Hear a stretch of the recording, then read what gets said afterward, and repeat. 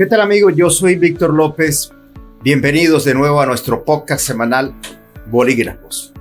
Hoy vamos a abordar un tema de mucho interés colectivo para la región Caribe. Y el invitado es uno de los grandes especialistas en un asunto complejo.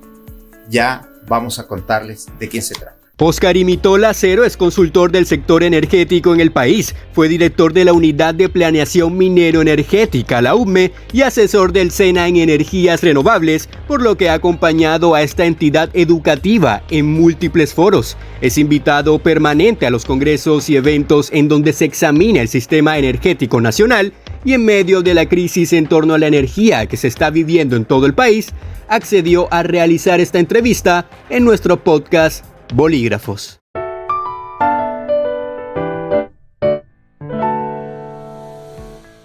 Doctor Óscar Imitola, gracias por compartir con nosotros este tiempo aquí en el podcast Bolígrafos. Bueno, primero que todo, muchas gracias, Víctor, por la invitación. Y bueno, como siempre, ustedes tan inquietos con temas que hacen a la gestión, a la vivencia diaria, y nosotros pues desde lo que podamos aportando para el análisis, para que la gente se entere y comparta un poco más información que sirva para que cada uno pues haga sus análisis y se informe, que es lo más importante, sobre las realidades que nos está tocando vivir, y en este caso pues el tema que nos ocupa, así que disponible para que conversemos al respecto. Claro, y para volver al asunto bastante castellano, porque, repito, el abordaje es bastante complejo. ¿Por qué llegamos a este momento, doctor Óscar, si Aire y Afinia compraron el negocio tan barato para ellos, leonino para el Estado? ¿Por qué llegamos a esto después de 4 años de una empresa Aire intervenida con enormes problemas financieros y técnicos?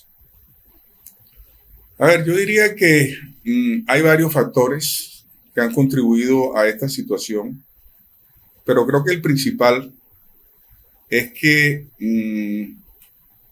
faltó mucha más claridad en los términos de las negociaciones que se realizaron para la llegada de estos operadores.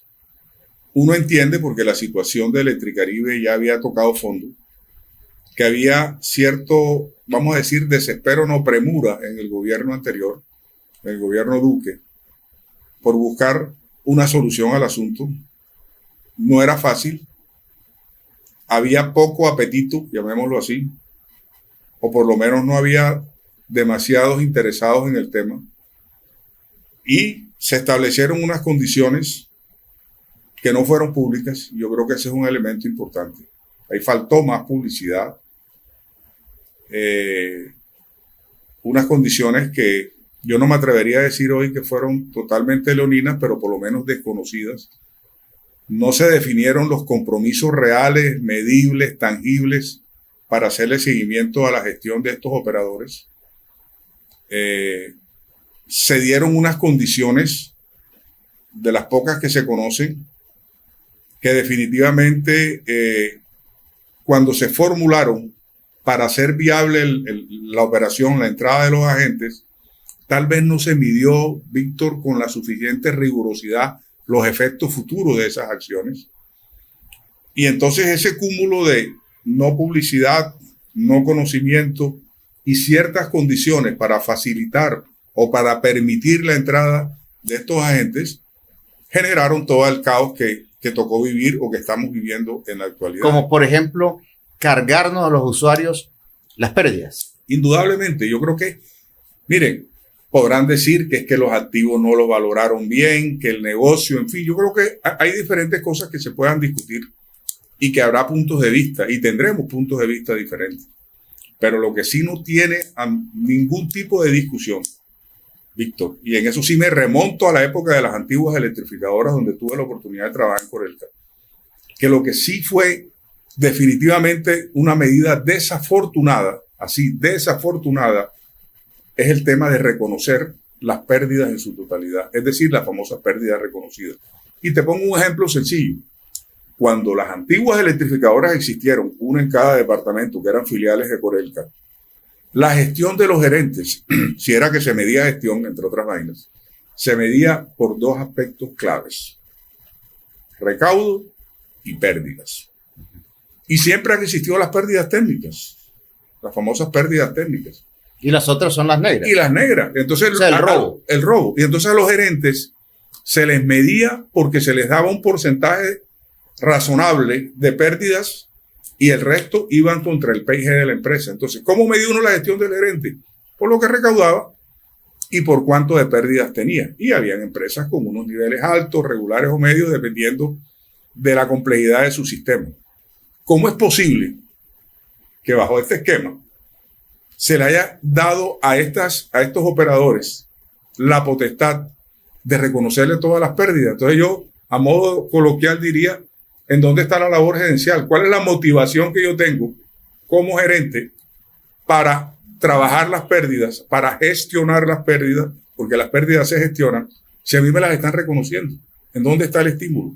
¿Sí me explico? O sea, ¿cuál es el reto? Si me las están pagando, las está pagando el usuario. Entonces, yo creo que ese fue, digamos, uno de los puntos centrales, trascendentales, que definitivamente no solamente, Víctor, afectan, digamos, la gestión misma de la empresa por el adormecimiento, por la paquidermia que generan alrededor de la gestión de pérdidas, sino por la señal inequívoca, por la señal equívoca, estratégica que se le da al usuario. Es decir, ¿cómo es que le están pagando? ¿Por qué yo tengo que responder por las pérdidas, por lo que se está cogiendo o la energía que se está perdiendo en toda la comunidad? Eso puede explicar, escúcheme, doctor Oscar, eso pudiera explicar el hecho de que Aire haya permitido que la deuda se haya elevado a 1.7, 1.8, porque al gerente no le importaba eso. O sea, digamos que la gestión tenía que importarle, pero la gestión era la menos porque se las estaban pagando, vuelvo y te repito. Y eso no es con Aire, eso pasó con Afinia también. O sea, en mayor o menor escala. Yo creo que nos centramos en Aire porque es lo que estamos aquí, lo local, digamos, el foco que hoy estamos viviendo. Pero la situación de Afinia, yo creo que si no es igual, es muy parecida. Ahora, otra cosa, paralelo a eso, que creo que igual de delicado que las pérdidas, es el tema de los compromisos de inversión que ellos tenían que hacer. Ajá. ¿Por qué? Listo. Yo te reconozco las pérdidas, vuelvo y te repito, medida buena, mal o desafortunada, como se quiera ver, pero tú tienes un compromiso, tú asumes un compromiso de unas inversiones que te van a llevar a una senda de pérdidas, de recuperación de pérdidas. Y eso tampoco se cumplió, Víctor. Tampoco se ha cumplido. Ninguna de las dos. El contralor encargado en funciones, y lo fue hasta hace poco, un sábana larguero, Carlos Mario Zuluaga, nos confesó en una entrevista que le hice que en un estudio que hizo la Contraloría encontraron que Electricaribe no ejecutó el plan de inversiones al que se comprometió por 2.2 billones de pesos. Así es, así es. Y no solamente eso, que también ocurre con Afinia, porque es que nos vamos por un lado, pero aquí hay que mirar esto en el contexto, porque al fin y al cabo somos la región y los problemas son para la región. Igual, hace poco escuché a la gente de Afinia hablar de las inversiones. Sí sería bueno, y es un llamado, a que esto que está llegando, o con esto que está llegando de la intervención, se hiciera una auditoría, pero una auditoría de verdad, Víctor, seria, forense, ojalá a cargo, no de los mismos de siempre, porque desafortunadamente se hace con los mismos la auditoría y los resultados son los mismos, una cosa objetiva, para medir cuál ha sido realmente el nivel de inversión, el nivel de compromiso de estas empresas, qué fue lo que hicieron, entre otras cosas, amigo Víctor, porque es que ahora, a la hora de hacer las cuentas, sí es bueno comparar las condiciones en las que se entregaron esas empresas, qué hicieron los que tuvieron a cargo y cómo están ahora, efectos de valoración. No sé si me explico. Es decir, el otro día lo dije coloquialmente. La idea es que no pretendan ahora vendernos como gallina gorda lo que compraron como gallina flaca y nunca le dieron el alimento que necesitaba. No sé si la paradoja aplica, pero debería, indudablemente, los resultados de esas inversiones, si se hicieron, reflejarse en unas mejoras en cobertura y en calidad del servicio. y en ninguno de los dos se está viendo, con un agravante. En el caso particular de aire, para nadie es un secreto que ellos eran o han sido siempre ejecutores de proyectos con recursos del gobierno nacional, fondos del sector eléctrico.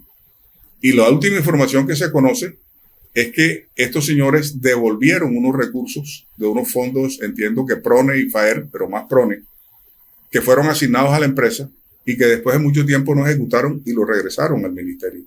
Entonces, fíjense, no solamente es la inversión que debían hacer como esfuerzo con sus recursos o con los recursos que gestionaran, sino que algunos fondos de gobierno destinados a mejorar la calidad, oportunidad y cobertura del servicio tampoco fueron ejecutados debidamente. Entonces, otro aspecto que posiblemente llegue a explicar por qué llegamos a la situación en que nos estamos moviendo actualmente. Pudiéramos concluir en esta primera parte que ambas empresas, pero como nos estamos centrando más en aire, que es la intervenida, le jugaron sucio al Estado y a los usuarios. Pues yo no me atrevería a hablar de jugar sucio, sino que establecería que no hubo un real cumplimiento de sus compromisos. Y vuelvo a insistir, como no eran públicos esos compromisos, no había forma de que las mismas entidades de vigilancia y los mismos usuarios y la misma comunidad dimensionara, evaluara y pudiera hacer algún juicio acerca de lo que ellos estaban haciendo, sino que simplemente siempre fue un secreto. Acuérdate que cuando se pidió que hicieran públicos los términos de la negociación siempre se dijo que eso era privado, y entonces uno encuentra detalles como que, por ejemplo, en un momento dado las tales pérdidas reconocidas llegaron a costar tanto o casi lo mismo que la generación de energía. Llegaron a costar mucho más que la distribución de energía, que es otra actividad, y la comercialización. Una cosa totalmente absurda. O sea, ¿cómo ¿Usted tiene ese dato? Sí, claro. Mira, yo tengo una información muy reciente, para no ir tan lejos, de este año, y te voy a dar una cifra de referencia solamente. En el mes de febrero de este año, tarifa de aire. En energía hay 5 actividades básicas. Recordemos: generación, transmisión, pérdida reconocida, distribución y comercialización. Y hay otra de restricciones que no viene al caso, que también es importante. Pero centrémonos, mes de febrero. La generación 3.70, o sea, pesos por kilovatio hora. La transmisión 54 siempre ha estado ahí. Las pérdidas 207 pesos. Uy. Mientras que la distribución, que es una actividad que demanda recursos, eran 189, mucho menos, y la comercialización 137. Casi que la comercialización, la mitad de las pérdidas. Eso no tiene explicación, Víctor. Y eso se ha mantenido o se mantuvo hasta el mes de mayo, donde definitivamente ya bajaron las pérdidas, pero no bajaron producto de la gestión de la empresa, ojo. Bajaron, sino que como no hubo el compromiso de reducirlas, como no hubo el compromiso de la inversión, como no cumplieron con la senda de bajada de pérdidas, la misma regulación los obligó a bajarlas. ¿Sí me explico? O sea, no fue ni siquiera voluntario. No sé si me explico. O sea, que hubo una reducción, pero producto en que ya no pueden seguir cargando o castigando el factor de pérdidas como se venía castigando hasta abril de este año. En abril fueron 2.11. Entonces, hoy en día las pérdidas están en lo que están cobrando, 104 pesos. Pero, y ahí viene la otra, aparece entonces el cuento de la opción tarifaria, que ese es el otro punto, que no sé si venga al caso que lo toquemos enseguida, pero que definitivamente es otra situación más que en el caso de aire en particular ha afectado o afecta la tarifa, porque la opción tarifaria que estas empresas tenían un tiempo para aplicar, en el caso de aire la aplicaron a 12 meses, mientras que Afinia, por ejemplo, dio un plazo más establecido, estableció Creo que la difirió a 5 años. A 5 años, entonces obviamente el efecto de los 200 y algo de pesos, en el caso nuestro, es una cosa totalmente aberrante. Bueno, como se está en un proceso de intervención que puede llegar a un tema de liquidación, digamos que los compradores, Aire y Afinia, perdiendo ganas. Sí, pero ahí es donde yo ahorita lo mencioné y quiero llamar la atención. Sí sería bueno que esta vez, a diferencia del anterior, cuando fue de Electricaribe a Aire Afinia, haya una mayor publicidad, disponibilidad de información, a ver exactamente qué es lo que se pretende y qué es lo que se quiere hacer. Porque el ejercicio es muy sencillo. Habían unas empresas en problemas, se dividieron con unos criterios de mercado. Olvidé un detalle y lo recuerdo. Se flexibilizó la regulación por aquello de que los señores de EPM ya tenían el 24 punto algo por ciento del mercado y la norma decía que no podían tener más del 25.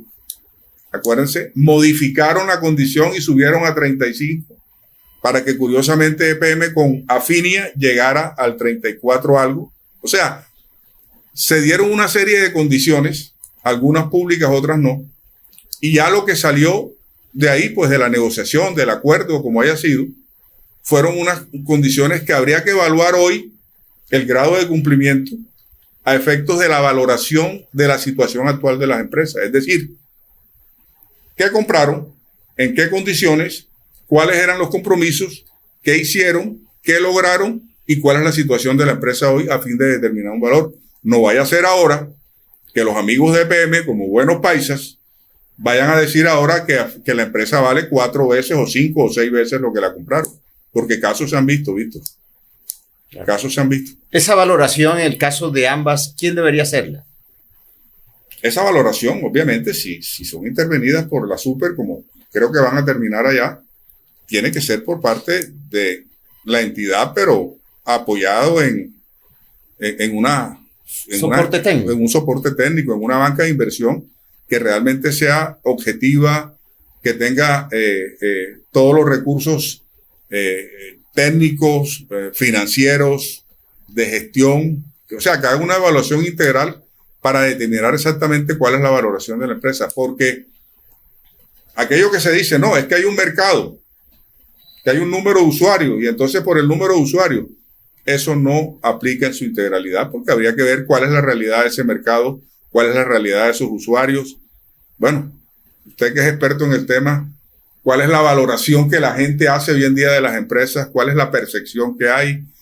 ¿Cuál es la disposición a pagar que la gente tiene con base en todo lo que ha pasado con esta gente? O sea, yo creo que esto tiene que ser una evaluación muy integral y muy objetiva para llegar a un precio, a una valoración justa, que por un lado, si hay que hacerlo, reconozca algo a los que estuvieron ahí, pero por otro lado, no vaya a ser que pretendan sobrevalorar y exigir, en el caso de las dos empresas que hoy están, o los operadores, como contraprestación a la entrega de las empresas, una suma que lesionen realmente los intereses del Estado, porque las empresas van a terminar en manos del Estado. Claro, si fuera por temas reputacionales, allá voy. Eso estaría gravísimo. Allá voy. Si fuera por temas reputacionales. Correcto. Y el tema reputacional aquí, en este momento, dadas las circunstancias, pesa mucho. Claro. Porque desde el punto de vista técnico, Víctor, está demostrado, y creo que lo estamos viviendo ahorita, a raíz de la situación de crisis que tenemos en este momento, producto de la tormenta tropical, porque me corrigieron que esto no fue ni una tormenta ni un huracán, esto fue una tormenta tropical, me corrigieron ese término en una conversación ayer. Se ha demostrado, entre otras cosas, que gran parte de la demora que ha habido en la recuperación del sistema es la no existencia de suficiente stock de elementos. Y no es un secreto, lo han dicho. Usted se refiere que nosotros hemos usado periodísticamente el término vendaval o una tormenta tropical. Esto fue una tormenta tropical. Ajá. Entonces, a raíz de este fenómeno climatológico que ocurrió, lo que ha pasado aquí, la demora de los 2 días, en gran parte, yo no digo totalmente, se debe, y esto está ya publicitado, en que no hay el suficiente stock de elementos en los talleres en el caso de Aire, para hacer las reposiciones correspondientes. Le hace transformadores y demás equipos. Entonces, es decir, nos cogió la tormenta tropical, nos cogió en cueros. Nos cogió en cueros. O sea, casi que para utilizar un término castizo la tormenta perfecta. Una empresa intervenida en crisis y un fenómeno climatológico que afecta la prestación del servicio. Eso ha sido gran parte del problema que hemos tenido ahorita. Lo otro, y a mí no me consta, pero es lo que se dice en el mercado, es que en razón a las dificultades de Aire para cumplir con sus contratistas estratégicos, mucha gente no estaba preparada, llámese mano de obra, llámese equipo, llámese canastas, llámese... Y todo eso ha condicionado la oportuna prestación y recuperación del servicio. Sin embargo, se está haciendo, pero de pronto no a la velocidad que se debía. Bueno, para pasar a otro tema, unos amigos me dijeron que algunos contratistas, aprovechando esta tormenta tropical, han hecho una especie de operación tortuga, porque les deben mucha plata. Sí. Bueno, después de ahondar, de averiguar las causas, por qué llegamos a la intervención, en este caso particular, de Aire convertido en una especie de cascarón, vamos al tema de la intervención. Que yo recuerde, doctor Imitola, que yo recuerde periodísticamente hablando, no tengo un solo ejemplo donde el Estado haya intervenido y haya sido exitoso. ¿Qué piensa usted? ¿Para dónde vamos? ¿Cuál es la visión que usted tiene acerca de este asunto? Sí, la pregunta es interesante y fíjate que en otros sectores donde también ha habido intervenciones los resultados no son los mejores. A ver, yo creo que el primer punto es que con base en las experiencias anteriores donde coincidimos que no ha habido resultados exitosos en el mediano y largo plazo, estas intervenciones en principio no deberían ser de largo plazo. Deberían ser intervenciones, vamos a decir, transitorias, tampoco inmediatas o de corto plazo, pero de mediano plazo para mejorar. Y voy a decir algo que de pronto no me guste mucho, pero necesariamente aquí tienen que confluir una serie de compromisos, tanto del gobierno, y ahorita si quieres hablamos del tema del gobierno, subsidios y demás, como de el sector empresarial, sobre todo el sector empresarial local, de los trabajadores, que creo que debe ser lo primero porque hay que cuidar los puestos de trabajo, pero también de la comunidad, Víctor. Después también de la comunidad. Y voy a empezar por lo último. Nosotros no podemos pretender tener empresas eficientes, tener empresas que presten un buen servicio. Si muchos usuarios, no voy a generalizar, están pensando cómo evadir el pago del servicio. Y partimos de una base. La energía es un bien costoso. Producir energía cuesta. Entonces, lo que hay que tratar es, primero, de buscar lo que se está buscando, un régimen tarifario justo.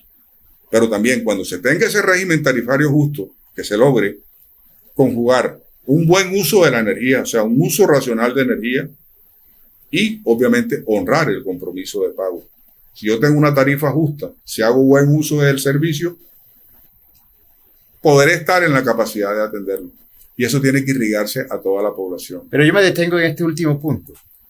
El hecho de que ahora Aire esté en manos del Estado y partiendo de que un concepto que alguna gente aún tiene de que lo del Estado hagámoslo fiesta, no es posible que ahora se aumenten, haya más robo de energía y la cartera morosa se duplique o se triplique.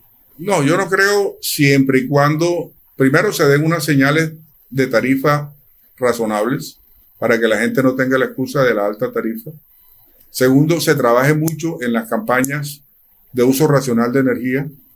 Tercero, se propicie, y ahí viene el gobierno, desde el gobierno, dos cosas. Por un lado, el tema del cumplimiento de los compromisos a nivel de subsidios, porque entiendo que hay un desfase en el pago de los subsidios. Entiendo, no, lo hay.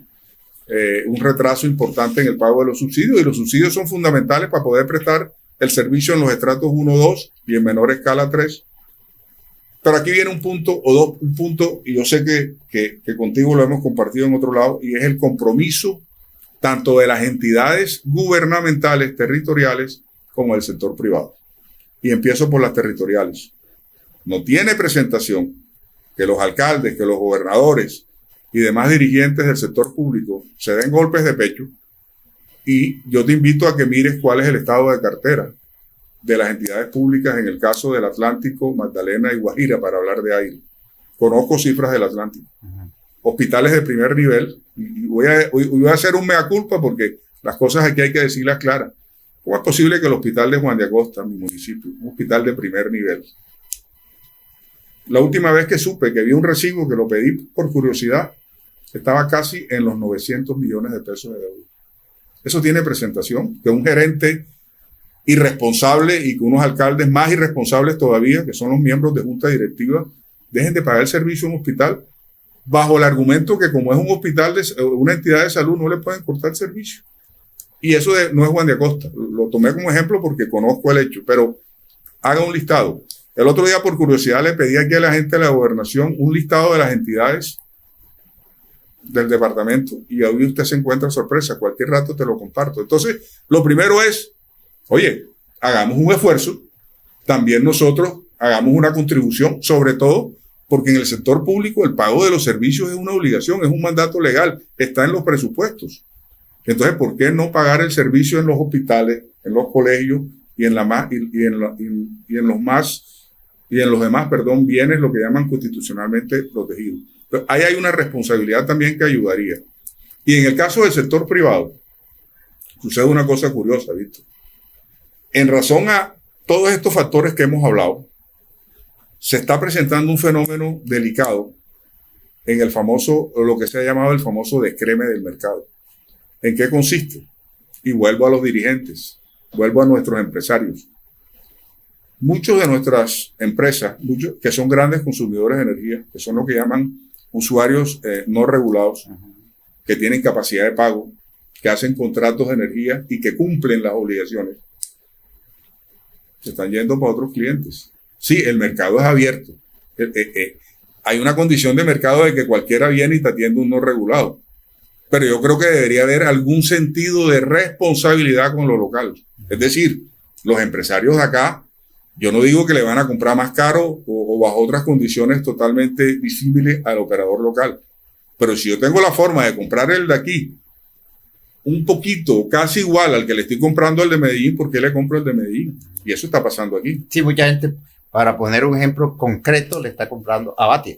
A Celsia. A Celsia. No tengo nada contra Celsia, pero y nada contra están Batia. descremando el mercado. Entonces, yo creería, y es una recomendación para los que están llegando aquí, que hay que hacer una campaña fuerte de concientización, de divulgación, y en esto ustedes también están llamados obviamente a colaborar y a compartir información de que aquí todos, si queremos buscar una solución, todos tenemos que hacer un esfuerzo.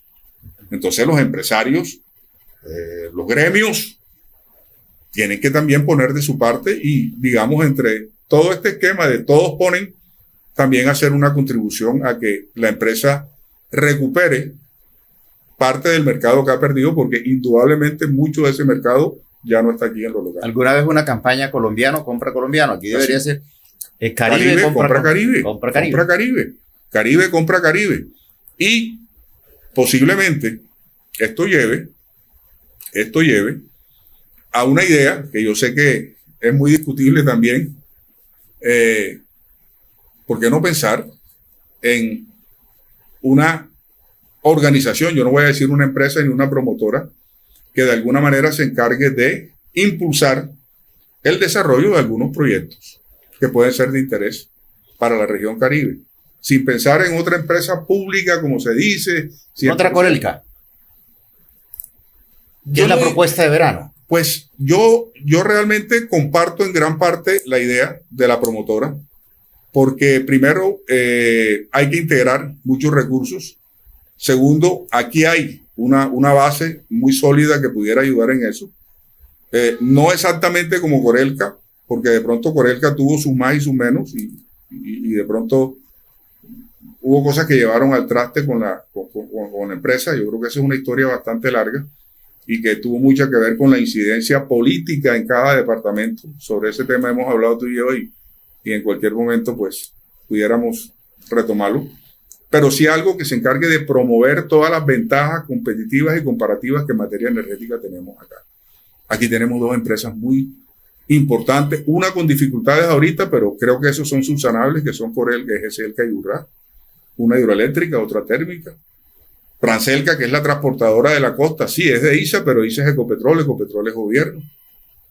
Tenemos a Cor Magdalena, por decirte algo, que si te acuerdas alguna vez conversamos, dentro de sus facultades tenía la posibilidad de desarrollar proyectos de energía.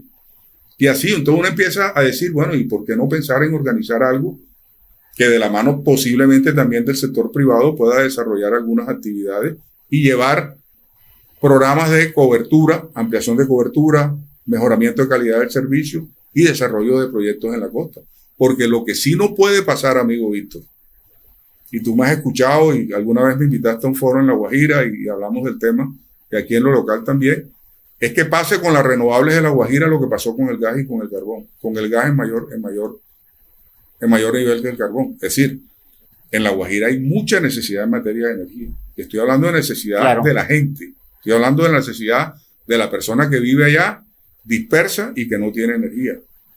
Entonces no puede ser tampoco que ahorita que ya se están desarrollando los proyectos, gracias a Dios, los eólicos y térmicos y solares de allá, y se está haciendo la línea colectora, que es la que va a sacar la energía hacia el sistema de transmisión. Nuevamente la energía sale de La Guajira, se va por la línea, entra al sistema interconectado, la reciben allá en Fusagasugá y en Medellín y en Cali y en Ambalema, Tolima, pero la gente de La Guajira sigue oscura.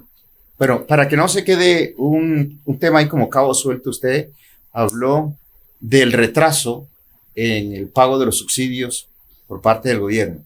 El senador José David Name, que hace parte de la Comisión Quinta, que sabe de estos asuntos, me dio un dato por estos días. Me dijo que en este gobierno se han dejado de girar alrededor de 3 billones de pesos para subsidios que han podido, digamos, ayudar a solventar la situación. ¿Ese dato coincide con lo que usted tiene? Sí, señor. Es un dato aproximado, digamos, en el sentido de que es el volumen que se maneja. La Asociación Colombiana de Distribuidores de Energía, que está a cargo de un costeño, José Camilo Mansur, tú lo conoces, maneja cifras en ese sentido. De hecho, Asocodis tiene su evento anual ahorita en noviembre y creo que vamos a tener cifras muy frescas, muy actualizadas, pero ese es el volumen que se maneja. Y bueno, y yo creo que para nadie es un secreto, el mismo ministro lo reconoció. El ministro hace poco habló, el doctor Bonilla, y dijo que eso sucedía siempre, y es verdad que los subsidios siempre llegan con retraso, pero ya en este momento, ante unas empresas en crisis, en situación de crisis, creo que ese alimento tenía que llegar con más suficiencia, más frecuencia y más oportunidad. En otras palabras, si el gobierno no quiere que fracase la intervención, en este caso específico de aire, y seguramente va a intervenir Afinia, debe girar la plata a los subsidios. Totalmente. O sea, a ver, es parte, yo entiendo la voluntad, la decisión y apoyo el hecho de que el gobierno se haya dado la pela con la intervención. Porque otra cosa es seguir manteniendo una situación a todas luces insostenible.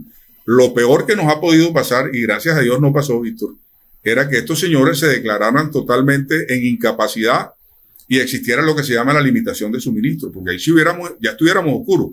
Entonces, yo celebro que el gobierno haya tenido la entereza y el valor de asumir lo que le corresponde por ley. ¿Y qué era lo que correspondía? La intervención. Intervención con fines de administración. Y si lo está pensando con Afinia y las condiciones están, bienvenidos. Pero esa intervención, ese compromiso, esa voluntad, tiene que acompañarse de unos recursos que permitan, digamos, mantener el servicio. Y mientras se dan las condiciones, mientras se recupera la confianza, mientras la gente empieza, como lo hemos dicho, a creer y a honrar su compromiso, el tema de subsidios es fundamental. Hay dos cosas, el tema de subsidios y las ayudas que desde la misma superintendencia se puedan direccionar a través de lo que llaman el Fondo de Apoyo o de Desarrollo Empresarial, sí, algo así. Ese fondo está creado para eso.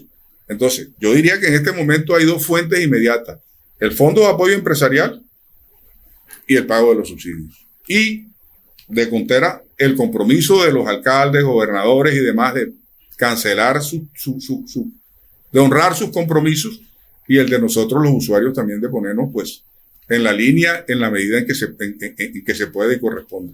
Aquí todos tenemos que poner, Víctor. Bueno, usted se declara entonces optimista, medio optimista, alrededor de este proceso de salvamento. ¿Cree que podemos llegar a país término? Yo sí creo porque primero se asumió con entereza un compromiso, o se asumió una responsabilidad que correspondía al Estado. Segundo, y tengo que decirlo, y creo que no es mi opinión, es la opinión que hay en el ambiente, en la comunidad, considero que la persona que designaron como agente interventor es una persona idónea, conocedora del tema, con los mejores pergaminos, un ingeniero que de pronto aquí conocido a nivel de región o de la ciudad, pero no tan reconocido como a nivel nacional. El ingeniero Diago es una autoridad, en muchos escenarios ha estado presente, que recuerdo fue de los gestores de la interconexión con el interior del país y de proyectos de gran desarrollo en la infraestructura de transmisión de la costa, gerente del proyecto Planier. En fin, o sea, ha tenido, digamos, todas las oportunidades de conocimiento del sector. Entonces, ¿quién más que una persona que conoce del tema, que no le van a meter los dedos en la boca con negociaciones como las que hizo EPM, por ejemplo, con Electricaribe, cuando la intervención anterior con la energía de Hidroituango, que ese es otro tema también jodido? Entonces, yo creo que estamos al frente de una persona que me imagino, pues, estará organizando y tendrá que serlo un equipo lo suficientemente idóneo para que lo apoyen en la labor. También sé, Víctor, y reconozco que al interior de la empresa hay gente muy buena, gente que de alguna manera también ya se conoce en el sector. Entonces están dadas las condiciones para que con el apoyo de la ciudadanía, con el apoyo de los gremios y de las entidades territoriales con competencia en el tema, esto salga adelante. Quiero cerrar con un tema que me parece, desde mi punto de vista, que ha habido mucho aplauso alrededor de suspendemos el cobro, se suspende el cobro de la opción tarifaria, pero nos faltan apenas 2 mesecitos. Sí, es cierto. O sea, la tarjeta de crédito, eso me lo dijo un amigo, la tarjeta de crédito la pasó aire a 1 año y ya lleva 8 cuotas cobradas. Sí. En realidad, el tema de la opción tarifaria, el tema de la opción tarifaria, el efecto inmediato en los próximos 2 o 3 facturaciones va a ser una rebaja sustancial, porque sí va a ser importante en la facturación. Pensaría yo, esto sí es una opinión, que esos dineros que se cobraron, que pues la cifra total eran como 850,000, de los cuales se han cobrado 700, para decir algo, 700 algo, deben verse reflejados de alguna manera en algunas inversiones, en algunas, digamos, mejoras que compensen, correspondan a eso que se cobró, porque lo que no está bien, ni estaría bien. Pero si ya los cobró un privado, sí, por eso, pero me refiero a que tiene que haber algún tipo de compensación, no sé si de parte del gobierno, vía algún fondo, buscar una figura para que ese efecto que ya se sintió tenga algún tipo de beneficio, algún tipo de retorno, porque lo que sí es cierto es que lo que quedan son 2 o 3 meses. Ahora, hay un caso que olvidé mencionar ahorita, pero que es importante para la comunidad.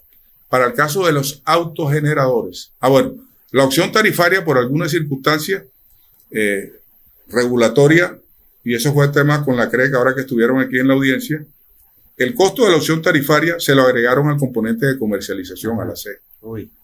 Eso subió de 130 a casi a 300 y pico de pesos, y AIRE apenas empezó a cobrarlo el mes pasado. Algo que sí tiene que hacer el agente interventor es suspender de inmediato el efecto de la opción tarifaria en el componente de comercialización. No sé si me explico, amigo Víctor. Resulta que esta vuelva lo más castellano. Bien, miren. Mire esta C, cómo venía. Esta es la comercialización. Esto es facturación, esto es recaudo, toda la labor comercial. 137, 66, 145, 147, 147, 139 pesos por kilovatio. ¿Qué pasó en agosto? 392. ¿Qué pasa? La empezaron a aplicar en agosto, pero dicho por los mismos amigos de Aire, los efectos de ellos, o ellos van a empezarla desde marzo. Es decir, que lo que están cobrando ahorita corresponde a marzo y de ahí en lo sucesivo. Esto aplica y especialmente afecta a aquellos autogeneradores que cuando inyectan energía a la red o hacen intercambios de energía de la que generan con la que reciben, tienen que pagar la comercialización. Es decir, tú, Víctor López, que tienes tu sistema solar en tu casa y que haces un intercambio de energía con Aire, lo que tú le pones al sistema o le inyectas, ellos te cobran la comercialización porque la regulación así lo establece. Te la venían cobrando a 130, te la cobran a 392. Esto, como lo puedes ver en este documento, yo lo llamé una talanquera más para las fuentes no convencionales de energía. Y esto fue entregado a la CREC en la audiencia que hubo hace días acá. Esto te lo voy a dejar. Esto indudablemente hay que suspenderlo de inmediato. Y si, como lo dijo el agente interventor, no van a meter más lo de la opción tarifaria, por lo menos para esa población y para todos los efectos, esto tienen que desmontarlo y volverlo al nivel que venía antes. Correcto. Porque si no, aquí le van a pegar un golpe duro, principalmente a los autogeneradores, pero en últimas a la tarifa. Entonces, si tú, esto que aumentó acá, que son más o menos 200 y algo de pesos, se lo quitas a esta tarifa, que es la que te están cobrando, de 1.120, esta tarifa necesariamente tiene que bajar más o menos alrededor de los 800 algo, máximo 900 pesos. Que sería importante. Eso se va. Y eso es lo que se espera ya en el mes de octubre. Y eso es lo que va a hacer según las declaraciones del agente interventor. De ahí adelante, empecemos a ver cómo revisamos todos estos componentes, cómo con los generadores se consiguen de verdad unas condiciones apropiadas, cómo el transportador también, que no es mucha la incidencia, también aporta, y cómo se miran los demás componentes, cómo se mantienen las pérdidas lo más bajas posible. Ya no va a haber el reconocimiento de pérdidas. Entonces, fíjate, se juntan dos cosas.